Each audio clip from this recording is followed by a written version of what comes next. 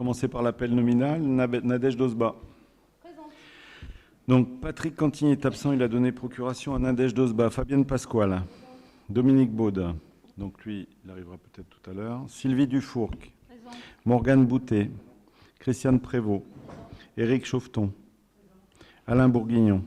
Bernard Play. Jean-Louis Martegoutte. Françoise Velasco. Hervé Georges. Absent aussi. Pierre Brouste Lefin. Carole Bonafou. Florence Pereira. Anne-Marie Morera. Franz Mougeot. Pareil. J'en étais où? Franz Mougeot. Frédéric Arrojo, lui, il est absent, excusé. Vanessa Daniel. Séverine Place-Hans. Patrice Joubert. Tristan Poc. Vincent Échouer. Graziella Clichérou qui a donné procuration à Patrice Joubert. Jean-Mathieu Lecoq. Nomination du secrétaire de séance, Carole. C'est ton tour. Donc je vous propose de passer d'abord au premier point à l'approbation du procès-verbal de la séance du Conseil municipal du 4 avril 2022. Avez-vous des modifications à y apporter? Non. Je mets aux voix. Y a-t-il des oppositions? Des abstentions? Je vous remercie. Décision prise en application de l'article L2122-22 du Code général des collectivités territoriales. Décision du maire numéro 2022-14, visa préfectorale du 4 avril 2022, renouvellement d'une convention portant mise à disposition d'une parcelle communale 6 chemin de Péchon. Décision du maire numéro 2022-15, visa préfectorale du 9 mai 2022, redevance portant occupation temporaire commerciale du domaine public. Décision numéro 2022-17, visa préfectorale du 4 avril 2022, règlement des honoraires d'avocat. Alors, c'est pas madame, c'est maître Guillaumeau. Il manque un O de maître Guillaumeau, recours indemnitaire préalable. Et ensuite, les décisions numéro 2022-19 à 2022-28, visa préfectorale du 7 avril 2022 pour toutes, règlement des honoraires du cabinet d'avocats Cascara et Jeannot. Ensuite, décision numéro 2022-29, visa préfectorale du 13 avril 2022, signature de la convention pour le versement de la prestation collective lieu d'accueil enfants par an 2021-2023 de la MSA. Décision du maire numéro 2022-30, visa préfectorale du 26 avril 2022, règlement des honoraires d'avocat cabinet Cornille-Fouché, requête numéro 2101-007-2. Décision du maire numéro 2022-31, visa préfectorale du 26 avril 2022, convention d'utilisation du stand de tir de l'Atteste de Buche. Les décisions ont été affichées et sont jointes au dossier du conseil municipal. Communications diverses. Point sur les récentes démissions des membres du conseil municipal. Démission de Madame Perrine Heurtaud. Reçue en mairie le 5 mai 2022, une demande de siéger est adressée à Monsieur Mathieu Londex par lettre recommandée le 6 mai 2022, celui-ci a décliné l'appel à siéger par courrier en date du 14 mai 2022, enregistré le 16 mai 2022. Le suivant de liste, Isabelle Marcelino, sera invitée à siéger très prochainement. Démission de Madame Carole Gréaume, reçue en mairie le 9 mai 2022 pour cause de déménagement. Une demande de siéger a été adressée à Monsieur Jean-Pierre Poumero par lettre recommandée le 10 mai 2022, qui a accepté par courrier enregistré en mairie le 12 mai 2022. Les nouveaux conseillers pourront être installés lors de la prochaine séance du conseil municipal. Rappel du règlement intérieur sur le fonctionnement des commissions municipales. Des commerçants nous ont contactés pour nous signaler qu'une élue est allée à leur rencontre pour présenter et faire des commentaires sur le règlement d'occupation du domaine public et des tarifs afférents. Un sujet à l'ordre du jour du présent conseil municipal et dont le sujet a été uniquement abordé en commission.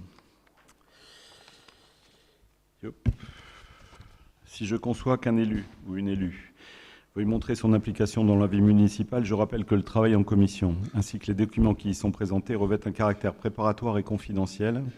Le droit à communication ne s'appliquant qu'à des documents achevés et donc après vote en conseil municipal ou entrée en vigueur de l'acte. C'est l'article 25 du règlement intérieur. Je souhaite que cette disposition soit bien entendue et que cette situation ne se reproduise plus. Formation des élus. Récemment, nous avons été sollicités par plusieurs élus de différents groupes pour prendre en charge des actions de formation. Une note vous sera prochainement adressée par courriel pour vous rappeler les dispositifs en vigueur et vous fournir une information claire et équivalente. Pour rappel, le droit à la formation est reconnu pour chaque élu. Je vous invite notamment à solliciter vos droits individuels à la formation des élus locaux, le DIF, via la plateforme Mon compte élu, disponible depuis le site moncompteformation.gouv.fr. Le DIF est alimenté par les cotisations prélevées sur les indemnités des élus locaux, gérées par la Caisse des dépôts et consignations. Il y a des nouvelles règles qui se sont mises en place. Aujourd'hui, les fonds peuvent être libérés sous 2 à 30 jours, alors qu'avant c'était 2 mois.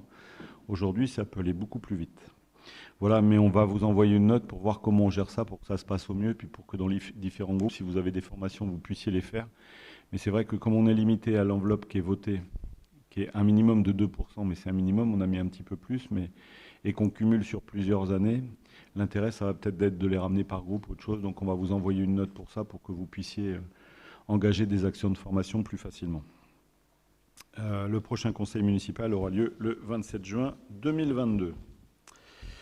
Je vous propose de passer à la première délibération à l'ordre du jour, la délibération numéro 2022-39. Action extérieure, signature de convention avec l'association de coopération entre acteurs du développement, la CAD, lancement du programme d'appui en faveur de la commune de Foundiougne au Sénégal. La parole est à Jean-Louis. Merci, monsieur le maire. Le conseil municipal, vu la délibération numéro 2021-52 en date du 8 juillet 2021, portant lancement de la coopération décentralisée avec la commune de Foundiougne au Sénégal et autorisant monsieur le maire à signer la charte d'engagement afférente. Vu la signature de la charte le 23 novembre 2021 au cours du voyage au Sénégal par la délégation saloise, vu la tenue de la commission Association Sport, Culture et Jumelage du 6 mai 2022, afin de mener à bien ce projet de collaboration à l'international, la commune souhaite se faire accompagner par l'association de coopération entre acteurs du développement, la CAD. Cette association assurera le montage et le suivi des actions de soutien portées par la commune à destination de la commune de Foundiougne. Pour ce faire, il est proposé au conseil municipal d'autoriser monsieur le maire à signer 2 conventions avec la CAD. Une convention de partenariat et une convention opérationnelle et financière. La convention de partenariat formalise les engagements de la commune et de l'association pour œuvrer dans la mise en place de programmes d'appui durant 3 années, de 2022 à 2024, auprès de la commune de Foundiougne. 2 axes sont pour le moment priorisés, le domaine de l'eau et de l'assainissement et le domaine de la communication et de la sensibilisation. La deuxième convention, qui est opérationnelle et financière, formalise le lancement d'actions en faveur de l'amélioration de l'assainissement à Foundiougne. À cet effet, la commune de Salles financera l'opération à hauteur de 21 000 € sur 3 exercices budgétaires. Une subvention de l'agence de l'eau à Dourgaronne de l'ordre de 116 000 € est attendue après dépôt d'un dossier par la commune. Et la CAD, soit un investissement prévisionnel de 146 000 € en faveur du développement des réseaux d'assainissement à Foundiougne.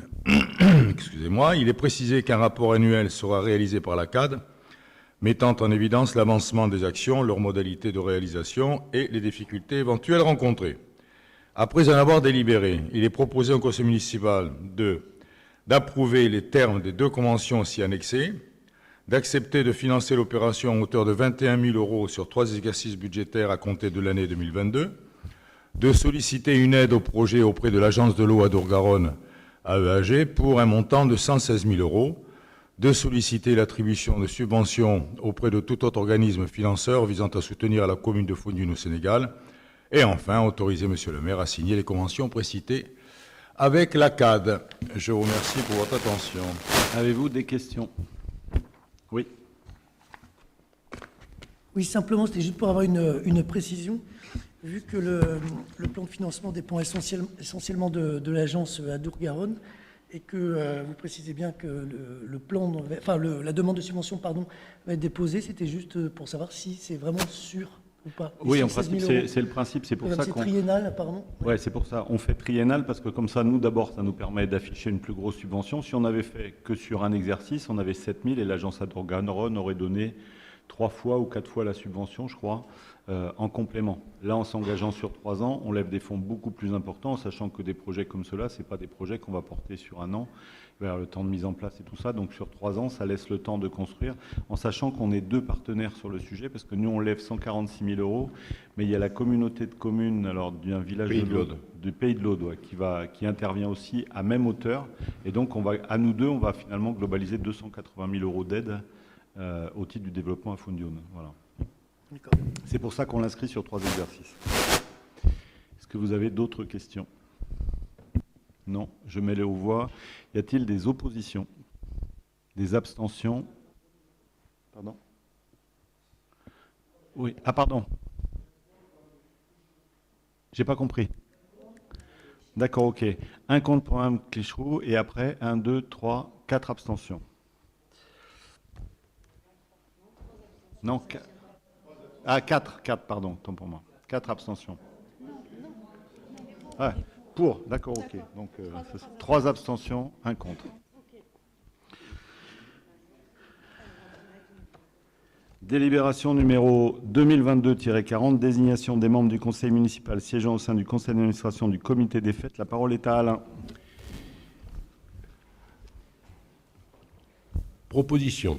Le conseil municipal, vu la tenue de la commission Association Sport, Culture et Jumelage le 6 mai 2022, le comité des fêtes de Salles est une association fondée en 1985 ayant pour but l'organisation et l'animation de festivités sur la commune, en relation avec les commerçants et artisans et en coopération avec les diverses associations ainsi que la municipalité.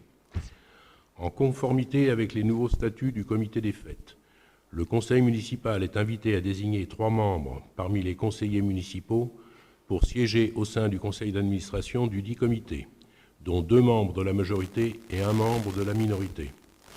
Ils seront désignés par vote à bulletin secret, sauf si le conseil municipal en décide autrement, et ce, à l'unanimité. Dans ce cas, il sera proposé un vote à main levée en conformité avec les dispositions de l'article L. 2121-21 du Code général des collectivités territoriales. Par ailleurs, si une seule liste a été présentée après appel à candidature, les nominations prendront effet immédiatement. Considérant l'appel à candidature fait en séance.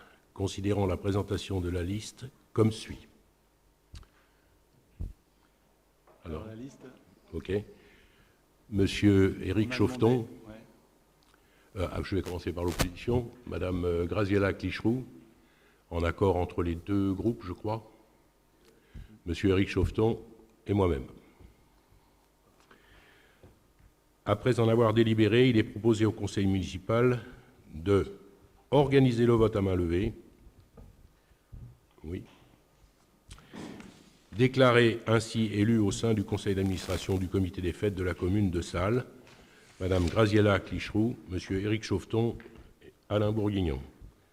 Dire qu'ils seront élus pour la durée du mandat restant à courir, sauf cas de démission. Avez-vous des questions? Non, je mets aux voix. Y a-t-il des oppositions? Des abstentions?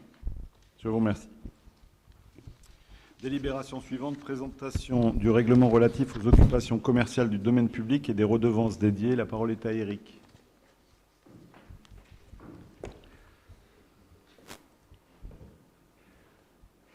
Oui, alors donc je vais faire une présentation. Je mets en route le système.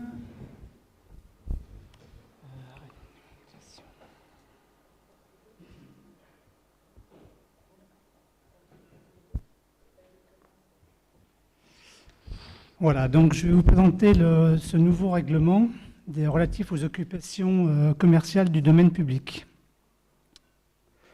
Donc la démarche, c'est de mettre en place cette réglementation dans le but d'assurer un partage harmonieux de l'espace public entre les différents usagers et de se mettre en conformité avec la réglementation. En effet, toute occupation ou utilisation du domaine public doit donner lieu à une perception d'une redevance par la commune. Article L. 2125 du Code général de la propriété des personnes publiques. Donc cette réglementation s'adresse au commerce non sédentaire. Donc par là, on entend tout ce qui est commerce ambulant, comme les food trucks, les fêtes foraines, les cirques. Ça concerne également donc les ventes au déballage, les braderies, vide-greniers, vide-maisons et brocantes, les commerces sédentaires, donc tout ce qui est étal, terrasse, support publicitaire, stockage, et ça s'adresse également aux personnes physiques et morales, sauf exception.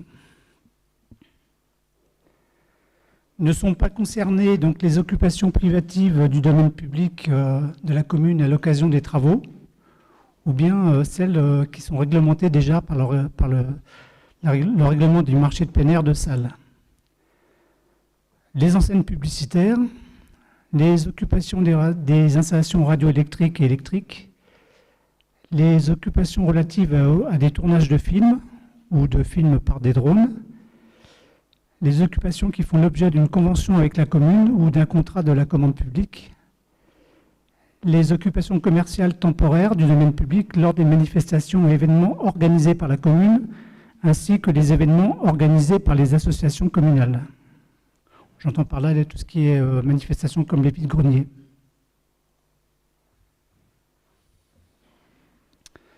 L'occupation donc sera temporaire.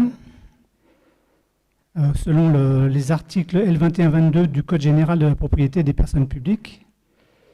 Elles sont délivrées à titre précaire, c'est-à-dire que la commune a toujours la possibilité de suspendre ou de retirer l'autorisation accordée, et ceci sans indemnité. Elle ne constitue pas un droit réel et elle est incessible. C'est-à-dire qu'en cas de vente, le repreneur devra faire une nouvelle demande.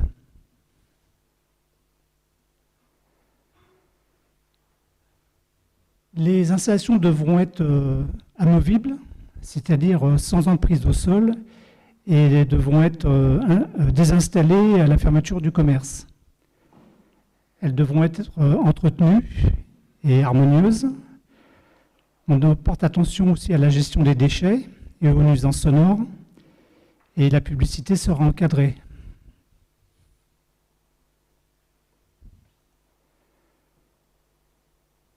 Donc on reprend les différentes réglementations en vigueur, donc le règlement d'occupation du domaine public, et les arrêtés municipaux et les arrêtés préfectoraux. Et on suivra également la réglementation en termes d'hygiène, en ce qui concerne les commerces alimentaires. On prévoira également le maintien obligatoire d'un passage d'1,40 m de large sur les trottoirs pour permettre la libre circulation des piétons, des poussettes et des personnes à mobilité réduite.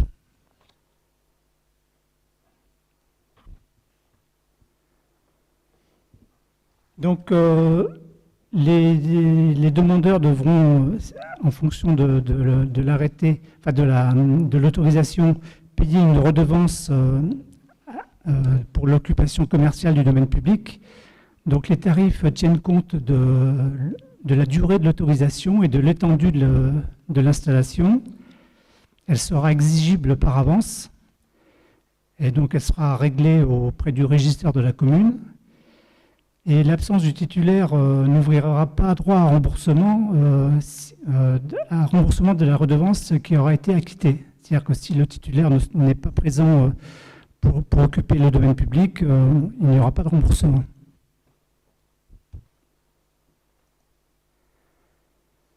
Donc après, je rentre un peu en détail. Donc les commerces non sédentaires, ça s'adresse aux vendeurs ambulants, les food trucks et autres, ainsi que les cirques et les fêtes foraines.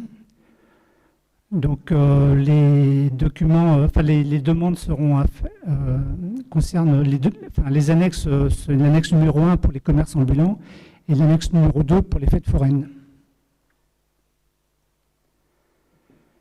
Les commerces ambulants auront interdiction de s'installer sur les aires piétonnes et les zones de stationnement du centre-ville, excepté donc les zones qui seront autorisées. Donc, pour rappel, c'est la place du Champ de Foire, les contre-allées, la place du Rampeau, le parking de la salle des fêtes de la Vignole et toute autre zone qui aura été préalablement autorisée par le maire.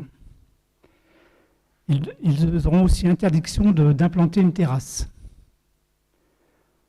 Donc les tarifs pour un food truck, c'est 10 € par jour de présence. Les hors food truck, donc tout ce qui est vente ambulante alimentaire hors food truck, c'est 1,50 € du mètre linéaire par jour de présence. Les ventes ambulantes, ça concerne notamment les camions d'outillage. C'est un forfait de 30 € par jour de présence. Et tous les commerces non sédentaires, alors en plus, s'ils ont besoin d'un branchement électrique, on leur demandera 1,50 € par jour de présence.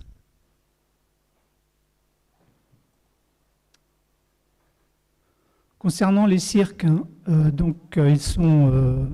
Alors, juste sur les tarifs, on ne donne pas les tarifs des cirques parce qu'il faut qu'on les reprenne complètement. En réalité, il y a une erreur sur les tarifs des cirques, mais une grosse erreur. En réalité, on s'en est rendu compte avec les forains. Il faut qu'on reprenne complètement la décision sur le sujet. C'est-à-dire qu'il faut faire des métrés à partir de jusqu'à tant de mètres carrés, c'est tant, jusqu'à 100 mètres carrés, c'est tant, parce que là, ils se retrouvaient pour certains avec des factures qui avaient 360 mètres carrés de manège, à 2 € du mètre carré par jour d'utilisation, à plus de 2000 €, c'est-à-dire le prix qu'ils payent en un mois à Bordeaux. Donc, faut pas, voilà. Il y a une légère erreur.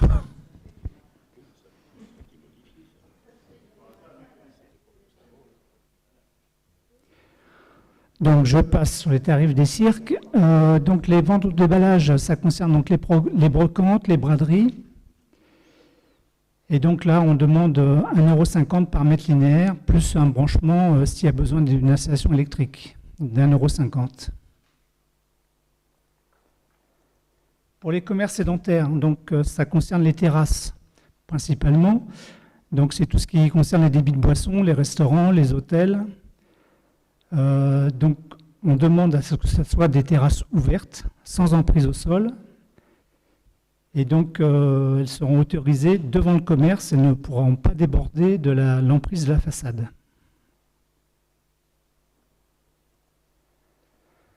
En plus, les sonorisations seront interdites, sauf bien sûr en cas de, notamment pour la fête de la musique, enfin, donc les événements un peu particuliers. Le mobilier de la terrasse devra être harmonieux et qualitatif. On autorisera les claustras sous condition. Par contre, les systèmes de chauffage et de climatisation et les jardinières seront interdits. Et bien sûr, l'installation devra être rentrée à la fermeture du commerce. Les périodes et les horaires, c'est donc accepté du 1er avril au 31 octobre. Et donc l'horaire de fin d'exploitation ne pourra pas excéder 23 heures.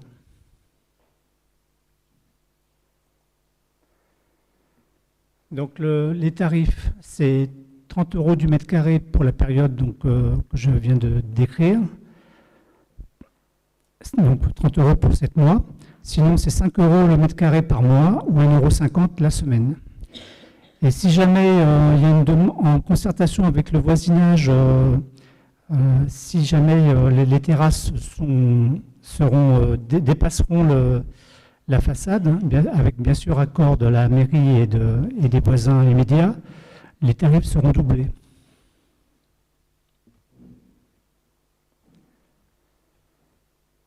Pour les étalages, donc c'est tout ce qui concerne les produits qui sont vendus sur le domaine public et contenus bien sûr dans le commerce. Donc je prends l'exemple les mannequins, les portiques, les portants. Donc là, ils doivent être installés au droit de la vitrine, pas de sonorisation, toujours rentrés à la fermeture. Et donc pour les étalages, ça sera 25 € le mètre carré par an ou 2 € par mois ou 70 centimes par semaine. Plus, alors si jamais il y a une extension, c'est 1,50 € le mètre carré par jour d'exploitation commerciale.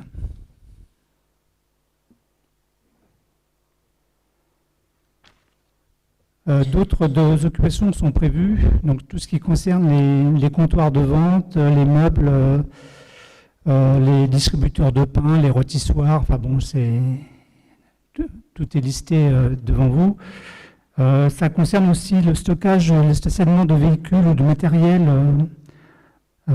par des commerces au titre de leur activité, par exemple les garagistes et réparateurs. Et ça concerne aussi les dispositifs publicitaires. Donc là, on prévoira un seul dispositif par établissement. Et donc là, le tarif, c'est forfait de 30 € le mètre carré par an.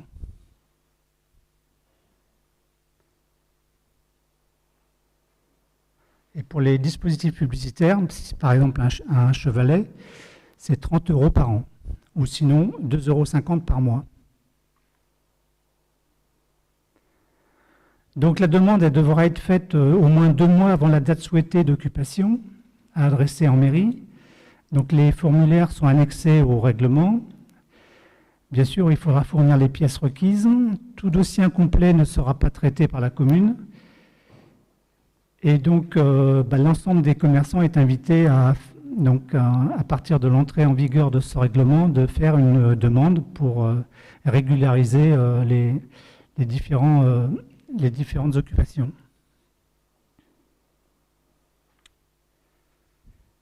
Donc, une fois que le dossier est complet, il y aura une réponse positive ou négative, et donc notification d'un arrêté municipal portant autorisation ou refus d'occuper le domaine public.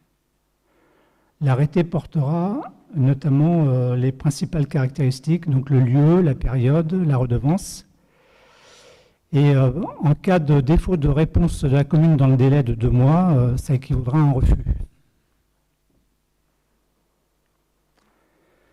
Donc ce règlement a été présenté aux commerçants de Salles en réunion du mercredi 4 mai et en commission mixte finance-commerce le 6 mai 2022.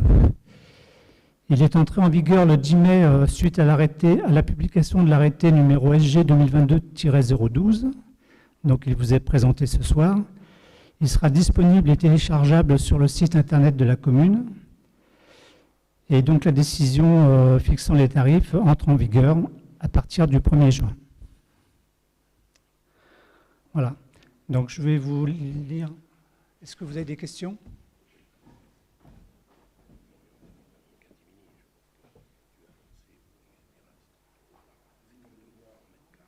Oui.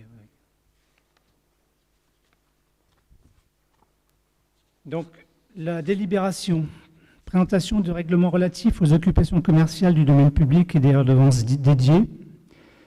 Le conseil municipal, vu la réunion de présentation aux commerçants du projet de règlement relatif aux occupations commerciales du domaine public et à la fixation du montant des redevances afférentes le 4 mai 2022, vu la tenue de la commission mixte finances, budget et festivités, communication et commerce le 6 mai 2022, vu l'arrêté SG 2022-012 en date du 9 mai 2022 portant réglementation des occupations commerciales du domaine public communal, vu la décision du maire numéro 2022-15 en date du 9 mai 2022 fixant les redevances relatives aux occupations temporaires commerciales du domaine public, par arrêté municipal numéro SG 2022-012 en date du 9 mai 2022 précité, Monsieur le maire a réglementé les occupations commerciales temporaires du domaine public en application notamment du Code général de la propriété des personnes publiques dans le but de valoriser le domaine public communal,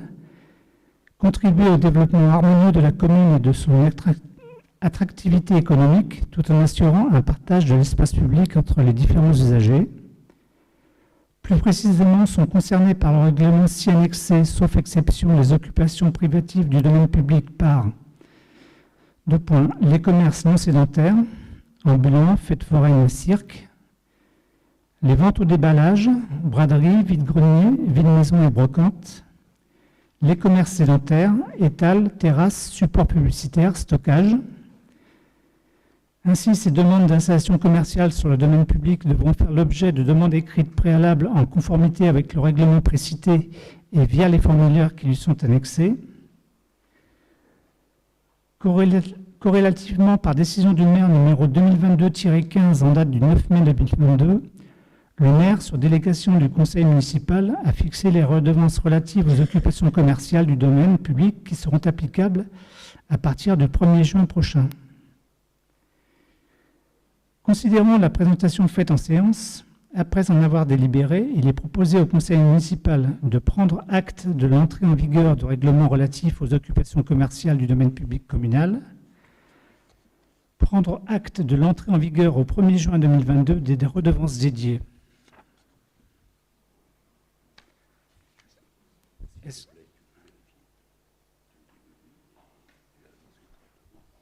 Donc on prend acte, pas de questions sur le sujet.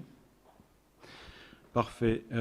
Délibération numéro 2022-42, création du conseil municipal de la vie des jeunes CMAJ. Adoption du règlement intérieur. La parole est à Pierre. Le conseil municipal, vu la délibération 2022-12 en date du 14 février 2022 par laquelle la commune a adhéré à l'Association nationale des conseils d'enfants et de jeunesse, ANACEJ, visant au lancement d'un conseil municipal des jeunes. Vu la tenue de la commission Petite Enfance, Enfance, Jeunesse et Vie scolaire le 4 mai 2022, dans le but de mobiliser les enfants comme acteurs de la vie citoyenne, la municipalité propose la mise en place d'un conseil municipal de la vie ou la vie des jeunes, CMAJ, considérant qu'il est fondamental que l'apprentissage de la démocratie commence tôt dans l'existence de l'individu, que ce soit dans le cadre de l'école, des temps péri- et extrascolaires et du milieu familial. L'objectif éducatif est de permettre aux jeunes Sallois un apprentissage de la citoyenneté adapté à leur âge, qui passe notamment par la familiarisation avec les processus démocratiques, le vote, le débat contradictoire, les élections, l'intérêt général face à l'intérêt particulier, mais aussi aux gestions de projets par les jeunes eux-mêmes accompagnés par les conseillers municipaux. À l'image d'un conseil municipal, les jeunes élus devront donc réfléchir, décider, puis exécuter et mener à bien des actions dans l'intérêt de toute la population, devenant ainsi des acteurs à part entière de la vie de la commune. La création du CMAJ s'inscrit dans une dynamique citoyenne, où la participation des jeunes à la vie démocratique de la commune prend toute sa mesure en lien avec les créations récentes du Conseil de la vie associative et du Conseil de quartier. Plus précisément, il s'agit d'offrir la possibilité aux jeunes de proposer des projets au conseil municipal. C'est aussi une expérience enrichissante, leur permettant de travailler en équipe, prendre la parole en public, participer à des débats collectifs. Un règlement de fonctionnement annexé à la présente délibération vient fixer les modalités de fonctionnement et des élections de ses membres, dont les principales caractéristiques sont les suivantes. Le CMAJ sera composé de 18 jeunes scolarisés en CM1, CM2 dans l'une des écoles de la commune et habitant à Salles, dans le respect du principe de parité comme tel. CM1, une fille plus un garçon de chaque école élémentaire, soit 5 garçons, 5 filles. CM2, une fille plus un garçon de chaque école élémentaire, exception faite au La Note, il n'y a pas de CM2, soit 4 garçons et 4 filles de CM2. Il est précisé que pour l'année scolaire 2022-2023, seuls les jeunes CM1 seront élus, soit 10 jeunes. Les jeunes seront désignés pour un mandat de 2 ans. Ils feront acte de candidature à la rentrée scolaire en complétant les formulaires et autres documents afférents. Le programme électoral de chaque jeune candidat sera affiché dans son école durant la période de campagne. Les élections seront organisées par la commune via une liste électorale établie par l'école et portant le nom des élèves de CM1 et CM2 habitant à Salles. Le scrutin sera uninominal à un tour à la majorité relative avec 2 collèges visant à garantir la parité. Le dépouillement sera public. Une fois élus, les jeunes désigneront parmi eux, lors de la première réunion du CMAJ, un président et 4 vice-présidents, suivant les modalités du Code général des collectivités territoriales. Le CMAJ disposera d'un budget de fonctionnement annuel et pourra également proposer des investissements au conseil municipal. Le CMAJ fonctionnera via 4 commissions: cadre de vie sécurité, sport, loisirs et culture, solidarité, développement durable. Lors de leur première réunion, les jeunes élus sélectionneront 2 des 4 thématiques précitées qu'ils aborderont durant leur mandat. Les 2 autres seront évoquées lors du mandat suivant. Le CMAJ se réunira en séance publique. Les décisions seront prises à la majorité des membres présents. Par ailleurs, il est proposé que siègent au CMAJ, comité consultatif, 3 conseillers municipaux pour représenter la commune comme telle. Monsieur le maire, l'adjoint au maire en charge de la jeunesse, le conseiller municipal délégué. Il sera proposé, en conformité avec les dispositions de l'article L. 21-21 du Code général des collectivités territoriales, un vote à main levée. Des agents municipaux animeront ou coordonneront également le CMAJ, le coordinateur enfance et jeunesse et un animateur. Après avoir délibéré, il est proposé au conseil municipal, Autoriser la création du conseil municipal de la vie des jeunes, CMAJ, à destination des élèves sallois de CM1, CM2, d'adopter les modalités de fonctionnement et d'élection de ses membres au travers du règlement annexé à la présente, d'organiser le vote à main levée pour désigner les 3 conseillers municipaux qui y siégeront, désigner Monsieur le maire, l'adjoint au maire en charge de la jeunesse et le conseiller municipal délégué en qualité de représentant de la commune au sein du CMAJ pour l'exercice du mandat municipal en cours. Des questions? Oui, Monsieur Poc. Oui, sur le fond comme sur la forme, j'ai rien à dire, bien évidemment. C'était simplement une question d'ordre sémantique. Pourquoi l'avoir appelé conseil municipal de la vie des jeunes, sinon juste pour faire un subtil jeu de mots? Je crois que c'est... C'est une proposition de jeunes qu'on avait reçue. Vous pouvez compléter Oui, effectivement, pour compléter, c'est une proposition faite par une jeune élève du collège de Salins. Donc avec son accord, on a repris sa proposition, tout simplement. D'accord. Ok.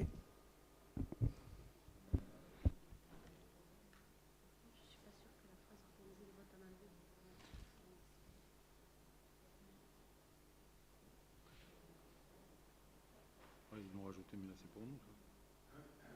Je suis pas sûr que c'est besoin de l'être là. Bon, c'est pas très grave. Pas d'autres observations? Je mets aux voix. Y a-t-il des oppositions? Des abstentions? Un petit chou.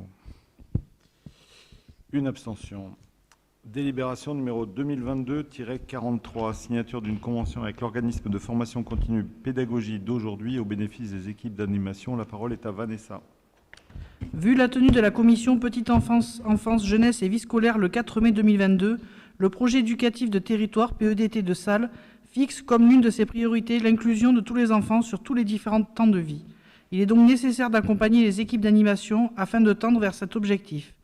L'organisme de formation pédagogie d'aujourd'hui propose un cycle de formation permettant de répondre aux besoins identifiés pour les équipes d'animation dans le cadre du plan de formation continue. Ainsi, une convention de partenariat avec l'organisme de formation précité permettra à 8 agents membres de l'équipe d'animation d'appréhender la notion de handicap afin d'accueillir ces enfants dans de bonnes conditions. Deux sessions de formation seront organisées, l'une en 2022 et l'autre en 2023, pour un montant de 3 900 € TTC par session. Après en avoir délibéré, il est proposé au conseil municipal d'approuver les termes de la convention avec l'organisme de formation pédagogie d'aujourd'hui, annexée au présent jusqu'au 31 décembre 2023, d'autoriser Monsieur le maire à signer au nom de la commune cette convention. Avez-vous des observations? Oui.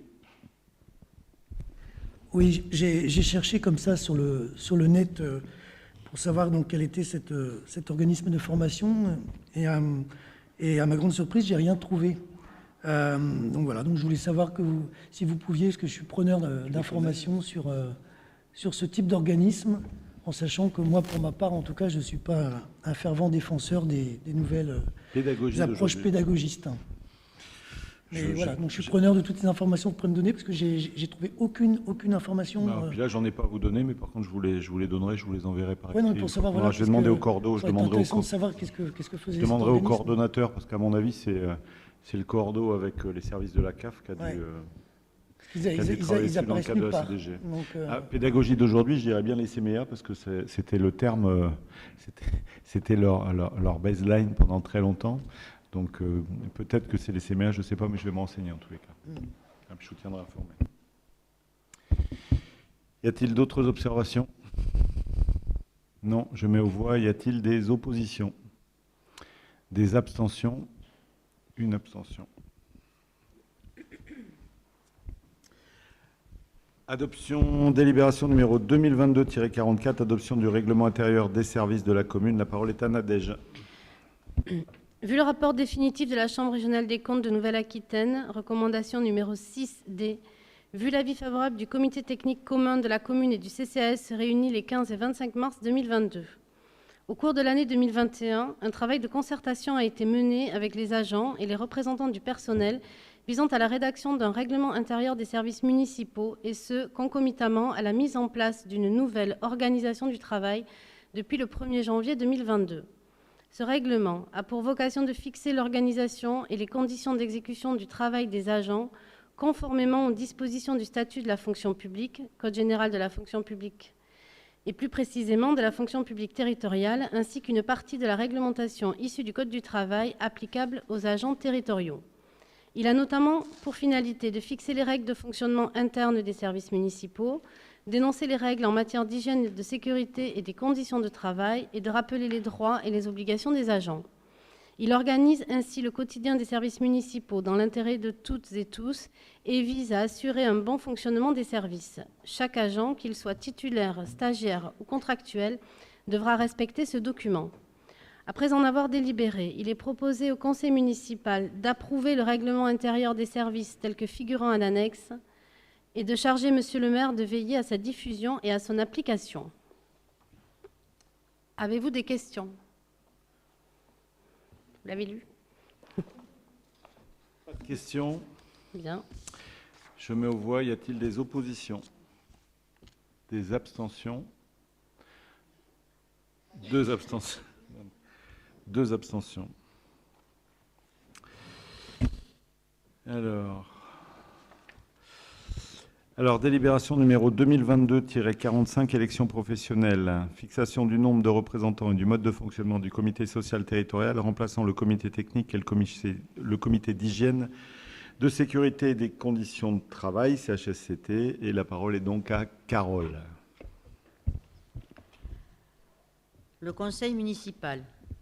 Vu la consultation des organisations syndicales en date du 21 avril 2022, vu la consultation des représentants du personnel en date du 21 avril 2022, en marge de la tenue des prochaines élections professionnelles le 8 décembre 2022, un comité social territorial, CST, doit être créé dans chaque collectivité employant au moins 50 agents, en remplacement du comité technique, CT, et du comité d'hygiène, de sécurité et des conditions de travail, CHSCT, conformément à l'article 4 de la loi numéro 2019-828 du 6 août 2019 portant transformation de la fonction publique. Antérieurement aux élections, il est nécessaire de fixer les modalités de fonctionnement de cette nouvelle instance. Il est proposé que le CST soit commun, c'est-à-dire partagé entre le centre communal d'action sociale de la commune et la commune, comme cela est le cas aujourd'hui, composé de 3 représentants titulaires du personnel et 3 suppléants afférents, 3 représentants titulaires de la collectivité et 3 suppléants afférents, recueille les avis des représentants du personnel et des représentants de la collectivité.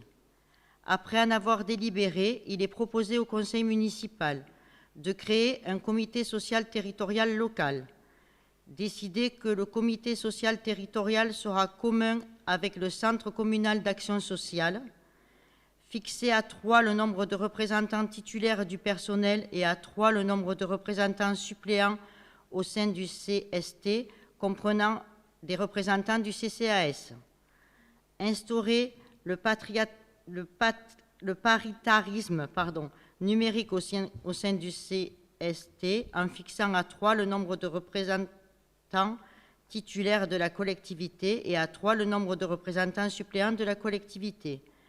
Autoriser le recueil de l'avis des représentants de la collectivité en complément de celui des représentants du personnel.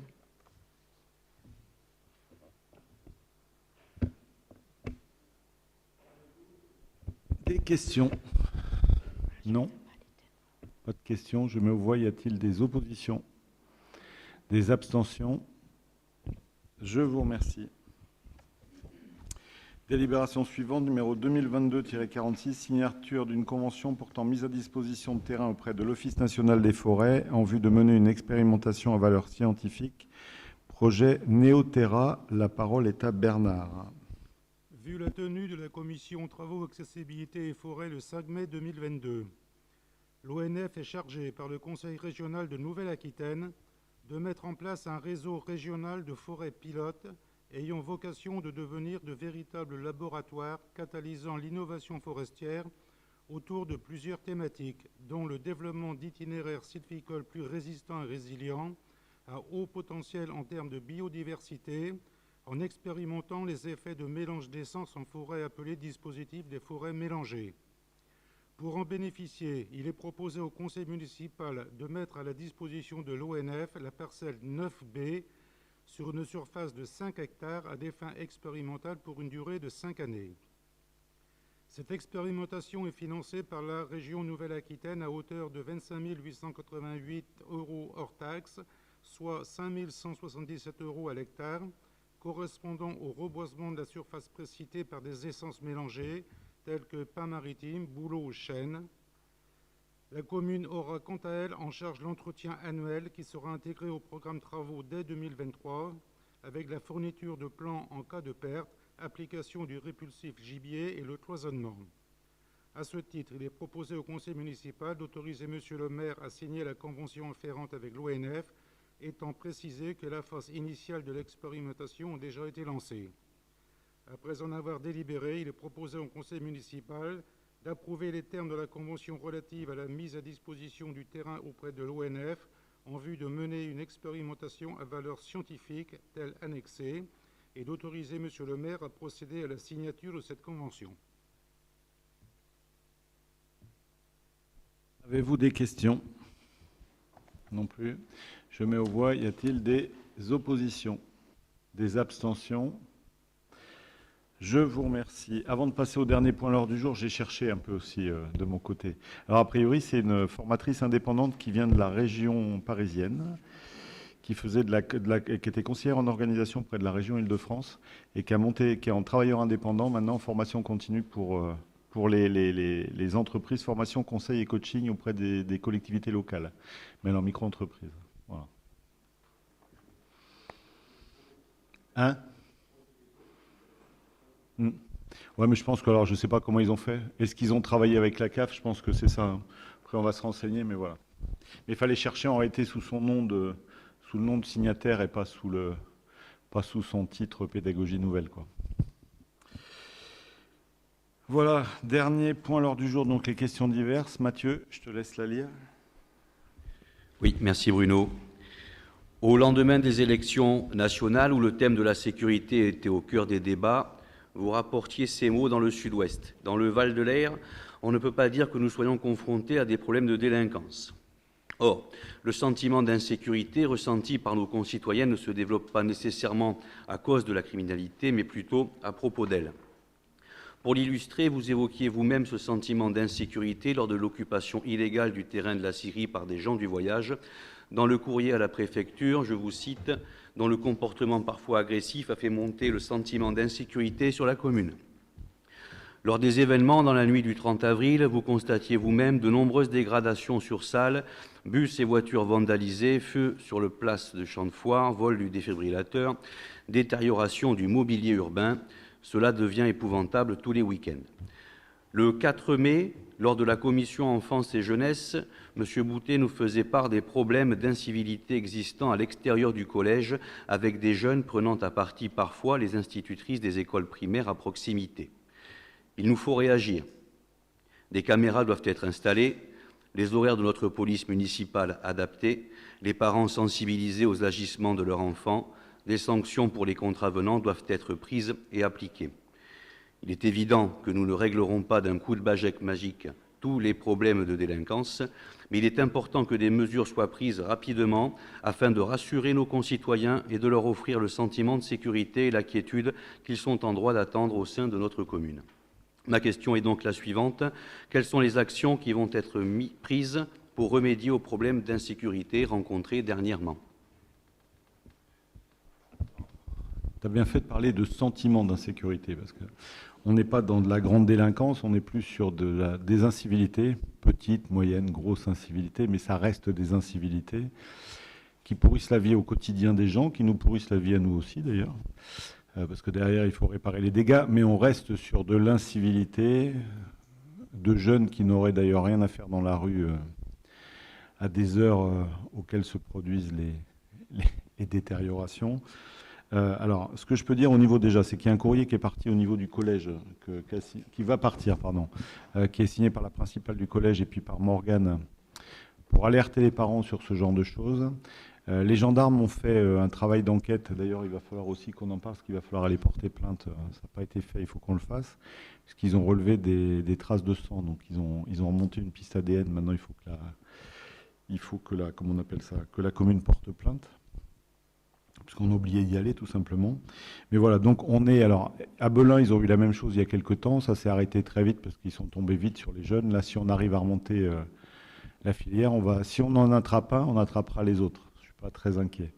Le problème qu'il y a, c'est que ça risque, alors, avec le beau temps qui arrive, avec, on va dire, l'été qui arrive, juste avant les vacances ou pendant les vacances, on est toujours embêté, vendredi soir.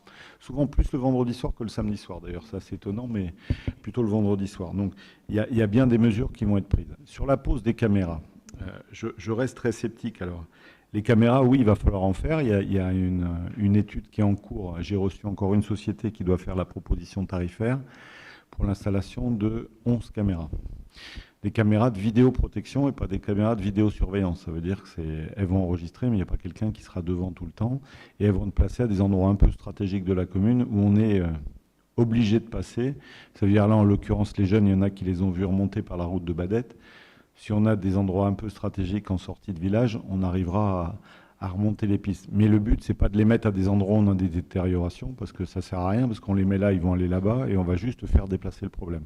Le but, c'est d'en mettre à des endroits très stratégiques pour arriver à remonter la piste derrière, et puis que derrière, on arrive à les interpeller et à ce que ça s'arrête. Donc c'est quelque chose qui est en cours. J'espère que c'est quelque chose qui avancera d'ici la fin de l'année de façon importante. Sur la police municipale, ces horaires vont bien être vus. On a deux problématiques actuelles. Un des agents qui s'est fait opérer de l'épaule qui ne devrait pas tarder à reprendre. Et donc, dès qu'il va reprendre, on va retourner à un effectif normal. Et puis, Patricia Nkous, qui finit sa formation à l'armement, puisqu'elle a fait sa formation préalable, et elle finit son tir. Elle y est partie depuis aujourd'hui. Donc, elle est partie pour 10 jours en stand de tir dans les Landes. Et quand elle va rentrer, les 4 policiers vont être armés, donc on pourra les faire tourner la nuit. Moi, je me suis engagé à ne pas les faire tourner tant qu'ils ne sont pas armés. Voilà, parce que d'abord, on ne sait pas sur qui on tombe, donc je ne le souhaite pas. Donc à partir du moment où les 4 vont être en situation opérationnelle, ils vont tourner en équipe de 2, et je vais plutôt adapter le planning pour donner des horaires de nuit, de week-end, à des horaires différents, à des jours différents, de façon à ce qu'il n'y ait pas de récurrence dans les patrouilles, mais que ce soit connu de moi seul et du chef de police. Et ça veut dire que les agents, il y a des jours ce sera le jeudi, il y a des jours ce sera le vendredi, il y a des jours ce sera le samedi, des fois ce sera le dimanche. On va aussi les mobiliser pas mal sur les parties de grand départ.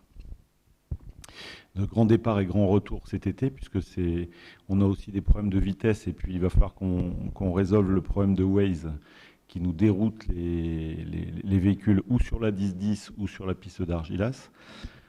Donc voilà, on va tenir compte de tout ça et on va adapter les horaires de façon à ce que les agents tournent, on va dire, parfois ce sera de minuit à 2h30 au milieu de la nuit, des fois ce sera de 10h à minuit, des fois ce sera le jeudi, des fois ce sera le vendredi, des fois ce sera le samedi, des fois ce sera le dimanche. Voilà, mais en tous les cas, on va faire tourner les équipes avec des équipes de matin, des équipes d'après-midi, de façon à avoir une plus grande amplitude sur la commune. Voilà, mais pour ça, il faut que les 4 soient là et qu'on puisse ensuite tourner de façon tranquille. Donc c'est quelque chose qui va se mettre en place. Là, je pense que Patricia va rentrer dans 10 jours formée pour être armée, puisqu'on a déjà l'arrêté. Et Lionel ne devrait pas tarder non plus à rentrer, parce qu'il est en fin d'arrêt de travail. Donc dès que les 4 vont être là, on va pouvoir créer les équipes de 2 et lancer les plannings avec des horaires un peu différenciés. Voilà ce que je peux vous dire sur ça. Après, je conçois qu'on ait des problèmes. Aujourd'hui, c'est revenu à peu près à la normale, mais on n'est pas en période de vacances. On verra les vendredis soirs et les samedis qui viennent ce que ça donnera. Ce qui est clair, c'est que c'est pas venu cette fois-ci du Rivers Club, qui m'a appelé dès le lendemain pour dire « ça vient pas de chez moi ». J'ai dit « mais je savais déjà ».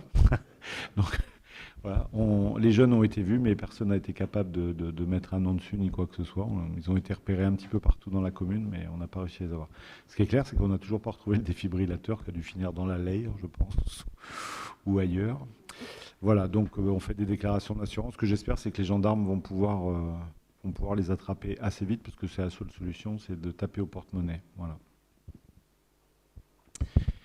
Voilà, sur ce, écoutez, je vous souhaite à tous une bonne soirée et je vous dis, le prochain conseil, il aura lieu au mois de juin. Voilà.